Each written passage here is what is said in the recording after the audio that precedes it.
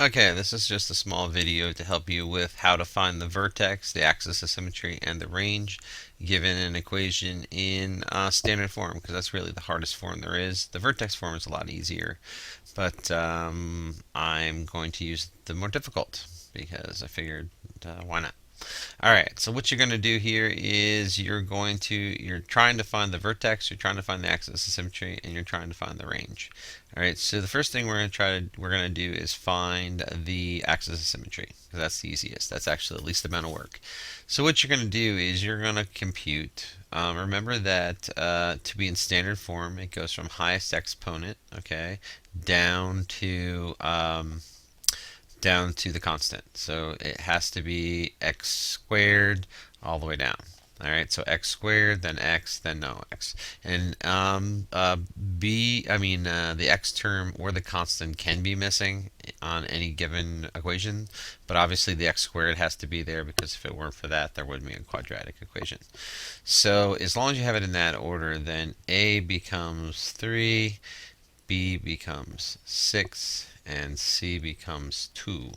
So I'm going to use, I'm not going to need the C for right now, but I am going to use the A and the B. So what you're going to compute is minus B over 2A. And if you notice, that is part of the quadratic formula. Again, I don't ask you to memorize the quadratic formula. I will be giving that to you on your test.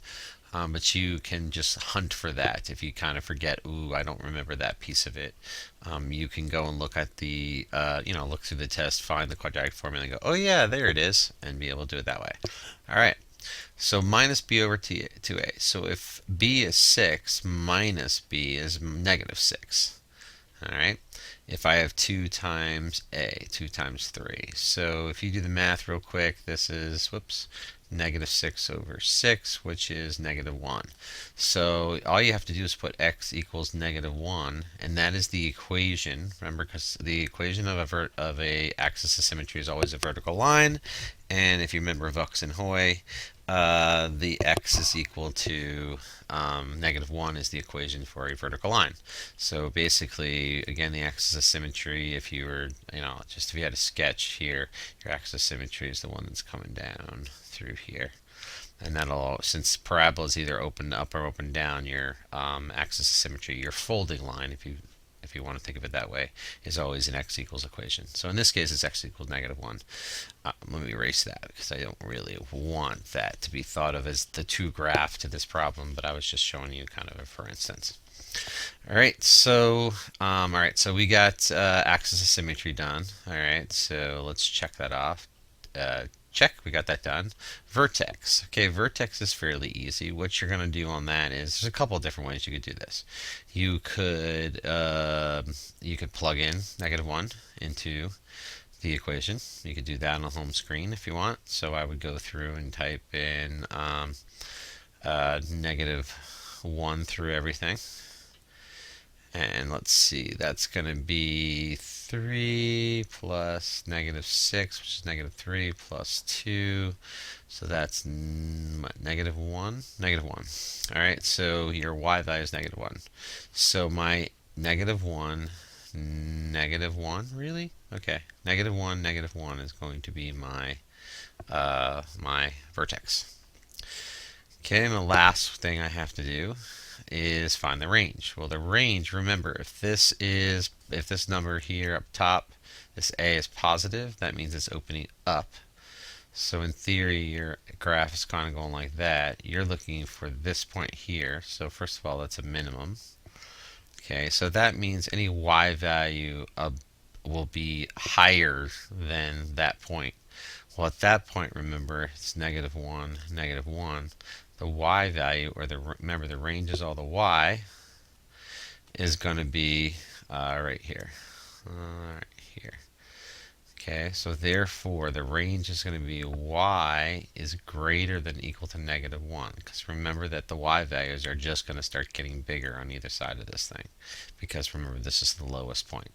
Okay, and that's how you find the vertex, the axis of symmetry, and the range. I hope that helped.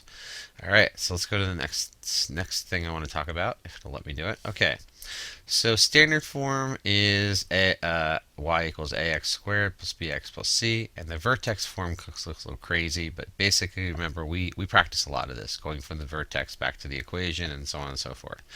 So let's practice going back and forth from the two forms, and then we'll try what do you do if you have the vertex, and how do you write it, yada yada yada. All right, so let's start off doing the easier one, which is let's go from um, the let's see, let's put that in there. Okay, so I'm going to use that equation again. All right, so again, I would use minus b over 2a. You could use a graphing calculator too and try to see if you can see the vertex. That would probably be easier, but I don't have a graphing calculator to show you on this thing, so I have to do it this way. So minus b over 2a would be negative 6 over 2 times 3. I think we did that in the last slide. Come on, right. So that's going to give us negative 1. And again, if you put negative 1 in all of this, you're going to get negative 1 as well. All right, so that's again plugging the negative 1 in, or if you have your table, you would put the y equals into the graphing calculator. You would go to your table, okay, here's x, here's y1, and you would look up negative 1, and sure enough, next to it you would see a negative 1. So you could do it that way instead of computing it, which is probably the quickest way to do it in order to get the vertex. Alright, so I now have the vertex, so let me write that down. There's the vertex, and I want to go from there to the vertex form. So I'm going to write y equals, okay, a is the same a that was above in the other form, so you're going to put a 3. Then you're going to put an x. Now remember, it's written, the equation's written for y, so when I deal with x, I have to do the opposite. So I'm going to put plus 1 squared, because it has to be squared, because quadratics are squareds. And then since it's written for y, I just take the y value and tag it on the end. And that's it. And so writing vertex form once you have the vertex is quite easy. Alright, so let me, since I don't want to change can I change pages? Let's see, do I have another page in here? Yep. If I want to go back the other direction, that's the tough one. So let's do that. So y equals 2 times x minus 1 squared plus 3.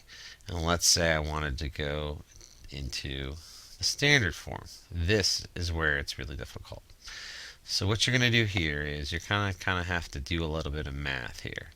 So we've got to clean this up. So what you're going to do is 2 times. Now remember that we just talked about this in the other video, that squared means I've got 2. 1, 2. Okay? So what I'm going to do is I'm going to FOIL this piece. Okay? So when I FOIL that, I'm going to get x squared minus 1x minus 1x plus 1. Okay, doing inners and outers.